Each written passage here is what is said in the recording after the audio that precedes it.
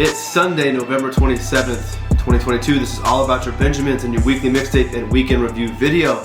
It's been a minute. The mixtape has still been flowing, but it's been a little while since I've been in front of the camera. I miss it. I love doing these. I love being in front of the camera. I love trying to take the news and break it down for you. So let's get to the headlines that may or may not be impacting your financial plan and portfolio. But before we do, one quick thing. I want to just bring your attention to the other brand that I'm building on the side called Pursuit. You see it in the mixtape. You see the graphics with the quotes every week. You hear me talk about it from time to time, but it's been something I've been working on, connecting mind, body, soul, and money. So all about your Benjamins over here, pretty much all about money, a little bit of mindset, a little bit of philosophy to it, but it's really about the financial planning side of your life.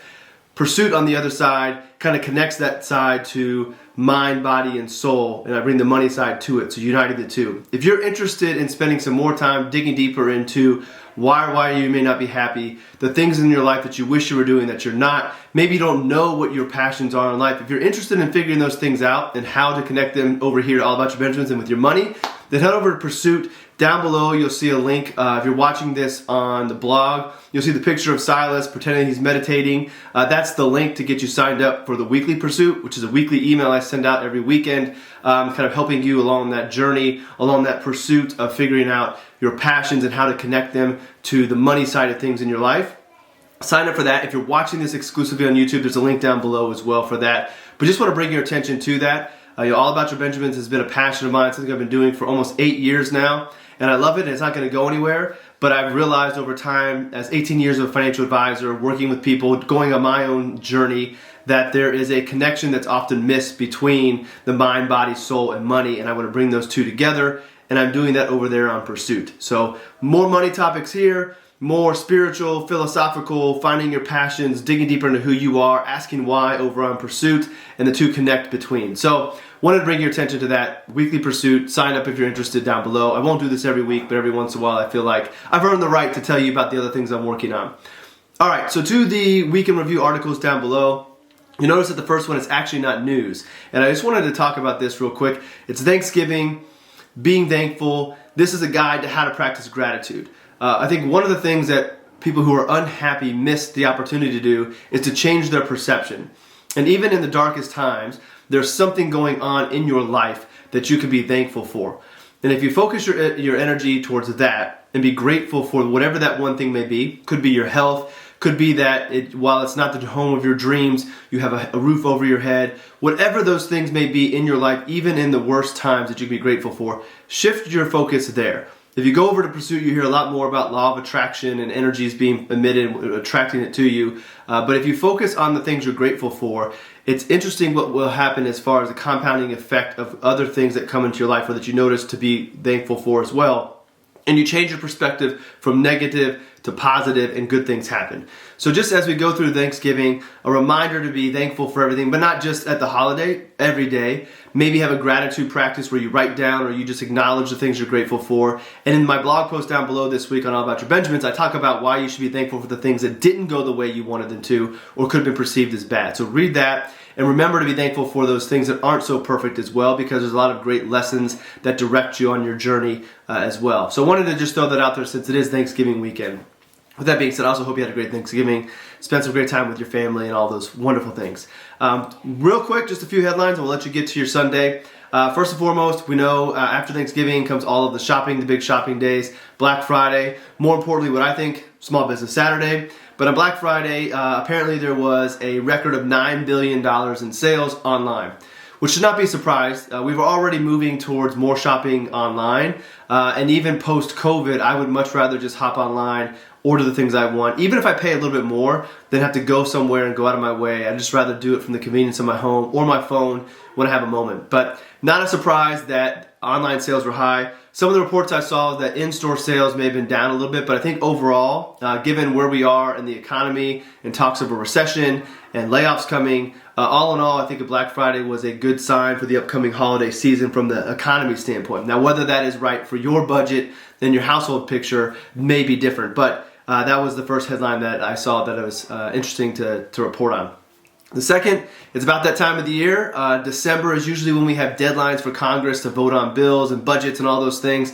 So Congress is coming back from the holiday session and going to be tackling a number of things that could be having government shutdowns or delays, which we have grown accustomed to having over the last handful of years. So just bringing that up there, that there's nothing right now that says we're going to have a lockdown or shutdown or anything along those lines, but they happen. They are headlines. They do drive the market sometimes in the short term, but they end up just being non-stories in the long run. Think back to the ones of the past and how minor they were. Obviously, for those government officials that sometimes may not get paid during that time period or get furloughed, it's a bigger deal to them. But on the general overall picture, they end up being made whole. They end up getting back to it. It doesn't end up being as big of a story for the mass population as the media is going to make it to be if we get to that point. A lot of big items being voted on and packaged up into bills, which is part of the problem as well. We talk about we're having a bill on spending, but we're going to throw this thing in that has nothing to do with spending to try to piggyback it on, and that's where we have all the disruptions. If it were up to me, every single thing would have its own little vote rather than let's pack this abortion bill onto this spending and make it so that if they don't pass it because of the spending, then the other party looks bad because of the abortion bill or whatever it might be. Just that's not one that's actually there. Just an example of what I'm talking about. How it frustrates me that we pack on things that have nothing to do with the real vote, trying to either sneak something in or make the other party look bad rather than voting on the thing that's most important. And finally, we know that the student loan forgiveness was stopped most recently, and it's back in the court system. It was deemed unconstitutional, so forgiveness has not been given. So they have extended the deferral of payments. So student loan payments do not have to be made on federal loans, which brings up a continued conversation of, well, should I be looking at refinancing out of the federal loan program into a private loan? And that's going to be one that you have to talk about with your financial advisor, depending on the amount that you have, depending on the interest rate that you would be going into. If you think interest rates are going to continue to go up, if it's a small amount, then maybe you just say, you know what, maybe this thing never goes by. I should just go ahead and lock in good rates. Or maybe if you have a large amount, you say, you know what, I'm going to run the risk that this never gets passed. Student loan payments start back up and interest rates are higher in the future when I refinance. We won't know the right answer until hindsight, so this is why it's a good conversation, talk pros and cons, and then you make the decision that makes the most sense for you and your personal situation and your beliefs. I know there are people out there who don't want to have any of their loans forgiven because they want to tack on the obligation that they've committed to.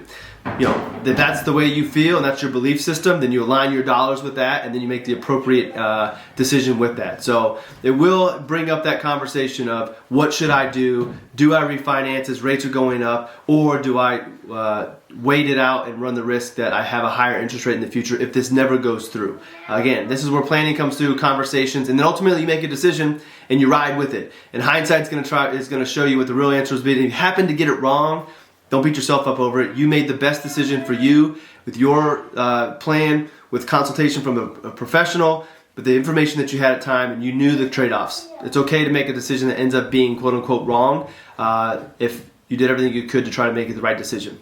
All right, so that's it.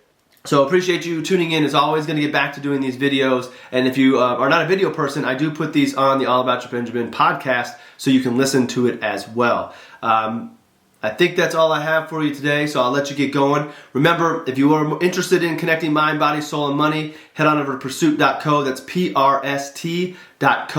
Or click the link that's in the blog post to sign up for the Pursuit Weekly. You'll get an email every weekend, not too long, with some different type of content than what you're used to getting over here on All About Your Benjamins. The two do connect. There is some overlap, but they are two distinct brands having distinct topics that they focus on the most. So with that, have a great day. Thanks for joining me, and we'll see you all in the next episode.